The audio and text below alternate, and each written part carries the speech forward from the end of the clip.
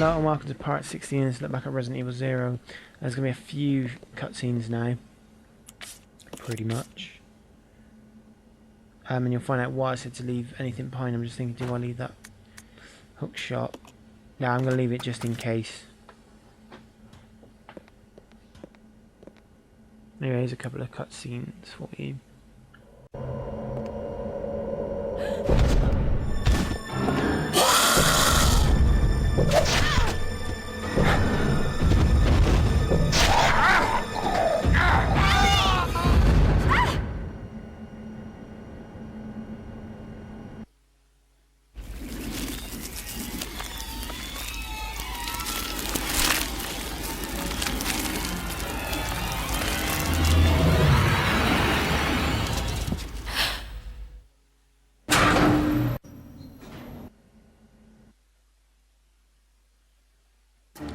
I was wondering, I thought it was some like really hard boss coming up. When I found out it was that, I was kind of sort of relieved. Now you have to find Billy. I can't remember how you meet back up with him, but you do eventually meet back up with him, I think.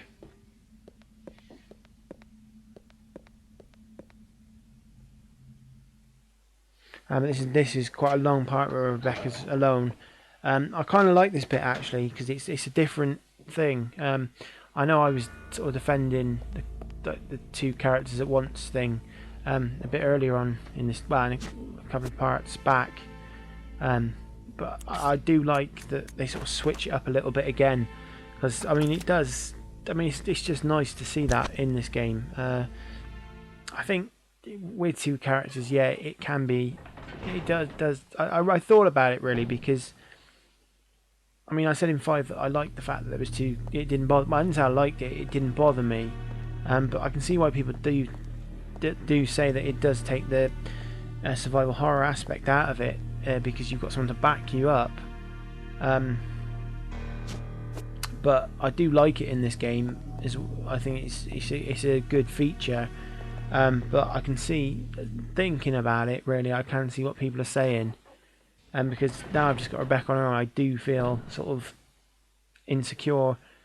Well, I wouldn't say insecure, I think that's a bit strong word. I do feel a bit on edge. Because you just don't, you know what I mean? If you have Billy there to back you up, so I can see that now. And the problem with me is I say things on these sort of videos and they don't come out the way I intend them to, or I think about them later on and think, actually that's not quite right, what I wanted to say, and put my opinion across. I think that's one of my biggest problems, really. I think a lot of things, people have these sort of opinions, and I think, well, I mean, it might just be me, it might be others as well. I think when you sit back and think on it, you think, actually, do you know what, I can see it in that person's viewpoint. But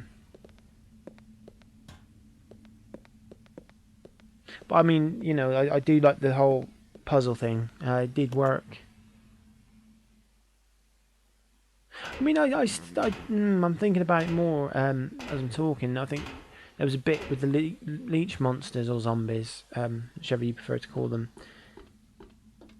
Speaking of which, they've now, the leech zombie that we just fought took out the output thingy, so we need to put that back in. But to get back to what I was saying, when I had Billy there and Rebecca together, it did make me feel a bit on edge going in those rooms where I knew they were. So, I mean, it is still there. A certain degree, but as I said, you know, I can see why people think that it takes it out because you've got someone to back you up. But I think Resident Evil 5 was the ammo thing on it, I think, what really took it out, because the more you upgraded the guns, you know, you needed, you know what I mean, it was less shots and you save more ammo and it eventually will build up. But I think to get the true survival horror thing out of Resident Evil 5, you have to play on professional. But as I said, the DLC was, in a lot of people's mind, I've read a lot of comments, people saying that they felt the DLC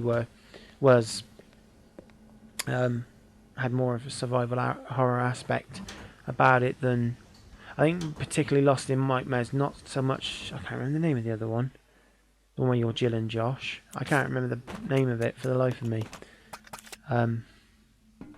Is it Desperate Escape?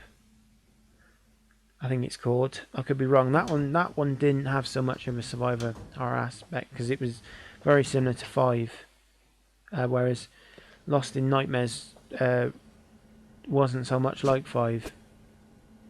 I mean, I know it was on. It's a part of 5 if you've got the gold edition. Well, if you can buy it if you've got the normal edition.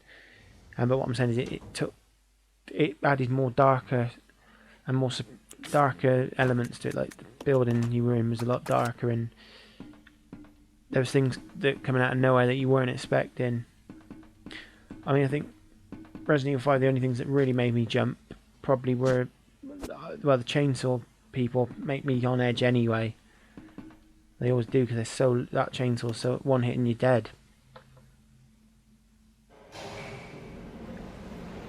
And now we're going into the final part now. A lot of this area, I don't know if we'll get to see it. I think we will actually. Yeah, because I saved. A lot of this is going to remind you of Resident Evil 2.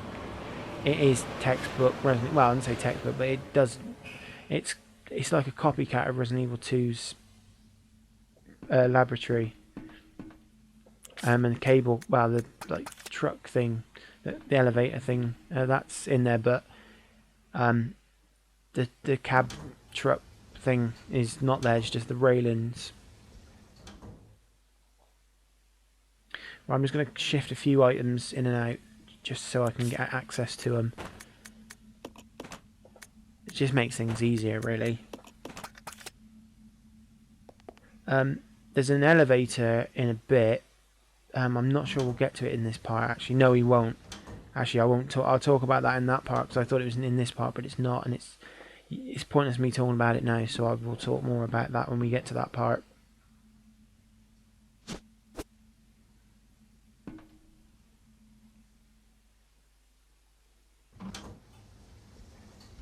I think the guy who had the Magnum on him doesn't actually move at all, which is good news.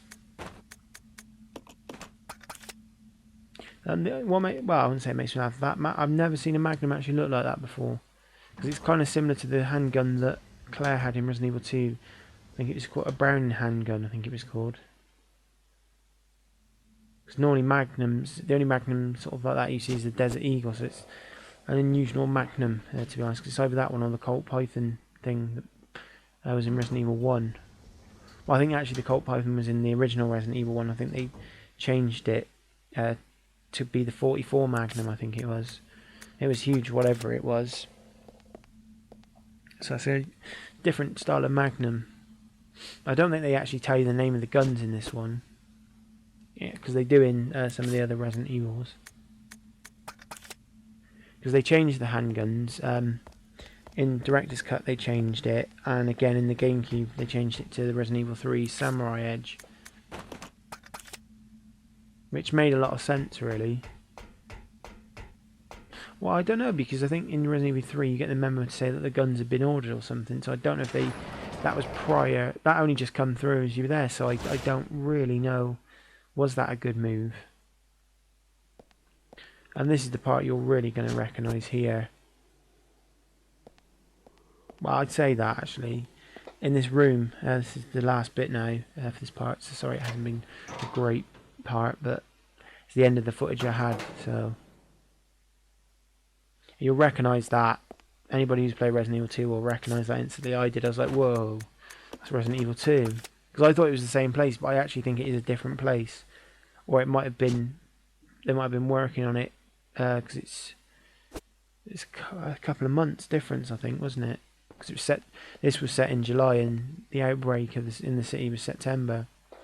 Anyway, this is the end for this part, so thank you very, very much for watching, and hopefully you'll join me for the next part. 4 saves, that does seem a lot.